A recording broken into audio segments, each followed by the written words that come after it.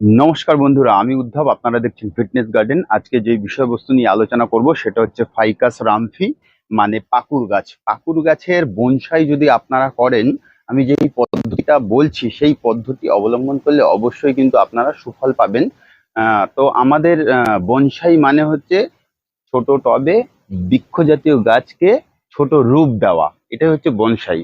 তো তার জন্য আমাদের দরকার হচ্ছে এই পাতাটাকে ছোট করতে হবে, আর গাছটাকে গুচ্ছ করতে হবে, ঝাড় করতে হবে। তার জন্য কি করতে হবে? তো আমাদের প্রতি বছর 2 বার প্রত্যেকটা পাতা ফেলে দিতে হবে। এটা সঠিক টাইম বর্ষা টানা হলো। এবার আমরা যদি পাতাগুলো ফেলে দিই, তারপর যদি আমরা তার পেঁচিয়ে দিই, তাহলে বৃক্ষ জাতীয় ছোট দেখাবে এই গাছটাকে, মানে পাতা ছোট হয়ে যাবে। পাতা ছোট করার আজকে যে ভিডিওটা সেটাই আমি দেখাচ্ছি। অ্যানালাইজ করে নিতে হবে। সেক্ষেত্রে আপনারা হাইড্রোজেন পারঅক্সাইড ওষুধের দোকানে পাওয়া যায়। 100 ml এর দাম 35 থেকে 40 টাকার মধ্যে পেয়ে যাবেন। তার মধ্যে কাঁচিটাকে কিছুটা চুবিয়ে রাখবেন, তাহলে স্টেরালাইজ হয়ে গেল। তারপরে কিন্তু এই পাতাগুলোকে ধৈর্য সহকারে একটা একটা করে একদম কচি পাতা পর্যন্ত কিন্তু আপনারা কেটে দেবেন। তো বছরে 2 বার কাটতে পারলেই তারপরে দেখবেন ধীরে ধীরে গাছটার পাতা ছোটই আসছে পরবর্তীকালে। তো পাতা ছোট না করলে কিন্তু বৃক্ষ দেখায় না গাছ।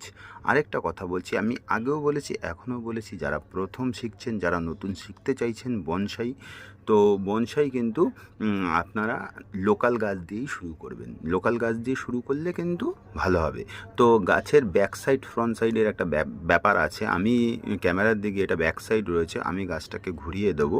ঘুরিয়ে দিলে আপনারা ফ্রন্ট সাইডটা দেখতে পারবেন। তো আপনারা না একটা কাজ করবেন, আমি বলছি যে বনসাই এমন একটা জিনিস, ছোট চারা থেকে আপনারা যদি নিজেরা তৈরি করেন, তাহলে সেটা কিন্তু আপনার সৃষ্টি, আপনার আর্ট, আপনার কলা কৌশল আর আপনার ধৈর্য।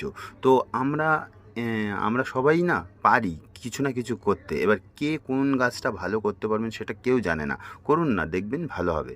তারপরে কি করব, পাতা ফেলানোর পরে এই লুনা কোম্পানির একটা ফাঙ্গিসাইড আমি কিন্তু গাছটার মধ্যে পুরো স্প্রে করে দেবো। আপনারা যে কোনো, এটা আমার একটা ভাই দোকান দিয়েছে নতুন, সে আমাকে গিফট করেছে, বলেছে দাদা ইউজ করে দেখো।